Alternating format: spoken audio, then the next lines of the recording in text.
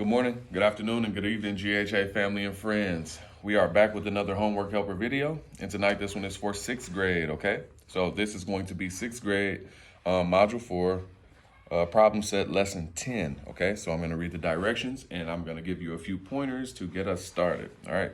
So number 1 says, rewrite the expression in standard form. Use the fewest number of symbols and characters possible, okay?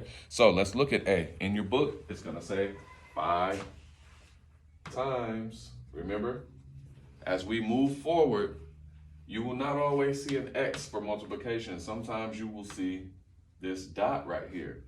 And sometimes you'll see numbers and variables, or variables and numbers with no symbol in between. You're gonna have to know that you are going to multiply. Every chance I get to show you different symbols and different ways to know that you're gonna multiply, I do it. So letter next to number, number next to letter, the dot, your X, words like product, times, twice, double, triple, copies of. Those are things that are going to let you know that you're going to multiply. Also, when you see, say we have this right here, 3 plus 3, and then we have a 2 right on the outside of that parentheses, we know that we're going to multiply, okay? So keep that in mind that moving forward from 6th grade all the way up through high school and college, okay? So I'm going to take this off, and we said 5 times y, okay? So what they're asking again is for you to rewrite the expression in standard form, and they want you to use the fewest number of symbols and characters possible. So what we're going to do is we're going to get rid of this symbol, and we're just going to put them together, because a number next to a letter / variable means that you're going to multiply. It is implied that you're going to multiply these together, and you get 5y. All right? Very easy. So number 1, you have an A, B, C, and a D, okay? Now, number 2 says you're gonna write the following expressions in standard form. So A, now that we've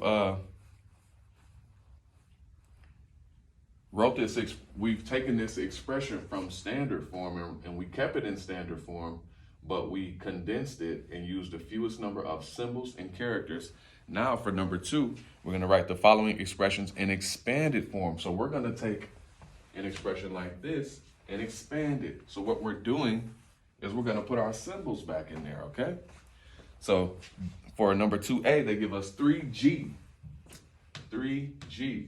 So essentially, that's just what we created with 5Y. But on number 2, they want you to expand it. So you're going to stretch this out. So what you're going to do is you're going to take your 3, space it out, and put your multiplication symbol in there, or however you would like to do it, and a G. All right, super easy. Now you have, for number 2, you have an A, B, C, and a D as well.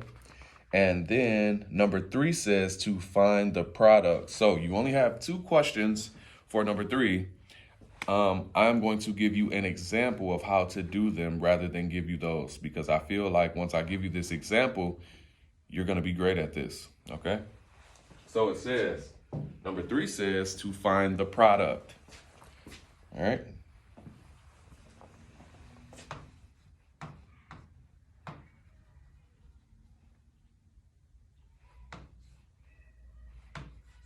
Okay? They're going to give you an expression that looks like this possibly, okay? And so you know that you cannot multiply a variable by a variable. So what happens is those get put together, okay? But nothing can be done with them. It just needs to be implied that they're going to be multiplied. So just like a number next to a variable with no symbol means to multiply, a letter or a variable next to a letter or a variable also implies that you're going to multiply. So since they don't have values, you continue to say F times D, okay? Now, these have values. You can go ahead and multiply those, okay? It's almost like as you get further, you'll understand what's called combining like terms, okay? So these are all terms. These are numbers, these are variables, but these variables do not have values, so they cannot be multiplied. They are not alike. But these numbers are alike, so we can multiply those.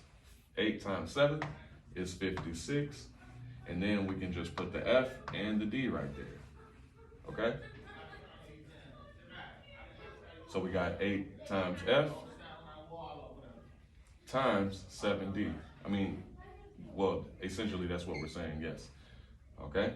So 8F times 7D, you can multiply these two, put these together to imply that you are still multiplying.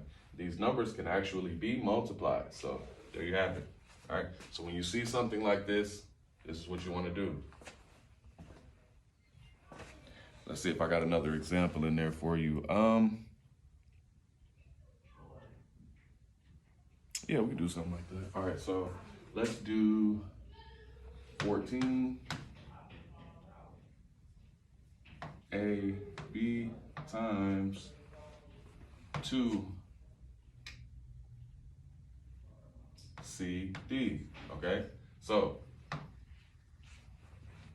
see how you have these? They're all variables, but they're not the same variables, so they cannot be solved. But these two can be, so we're gonna multiply 14 times 2. 14 times 2 is gonna give us 28. And then we're just gonna put our letters or variables next to each other to show that they're going to be multiplied, okay? So we took this and we actually condensed it to write this problem down with as less symbols and characters as possible, okay? All right, have a good evening.